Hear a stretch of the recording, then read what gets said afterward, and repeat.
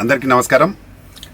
ఈరోజు మొన్ననే మరణించిన మురళీ నాయక్ గారు భారతదేశం కోసం ఎంతో పోరాడి ప్రాణత్యాగం చేయడం జరిగింది. వారికి నివాళిగా మేము ఈరోజు మా మధుప్రియతో ఒక మంచి సాంగ్ పాడడం జరిగింది.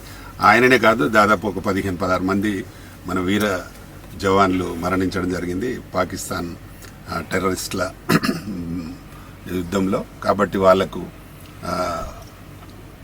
జోహార్లు తెలుపుతూ ఒక మంచి సాంగ్ మేము ఇప్పుడే చేయించడం జరిగింది. చాలా బాగా పాడింది మా మధు తెలుసు, ఎంత బాగా పాడుతుంది అందరికి తెలుసు.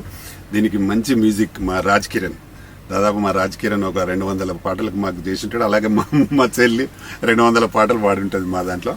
అయితే మెయిన్గా ఏంటంటే మురళీ నాయక్ అతను మన తెలుగు అతను, ముఖ్యంగా అతను ఒక్కడే కొడుకు, అందరికి తెలుసు. ఇప్పుడు టీవీలలో అన్నిట్లో చూస్తున్నాం. పాపం అతను మంచి భవిష్యత్తున ఒక 27 సంవత్సరాల కురవాడు. అతను ఇంకా చాలా మంచి భవిష్యత్తు ఉండింది.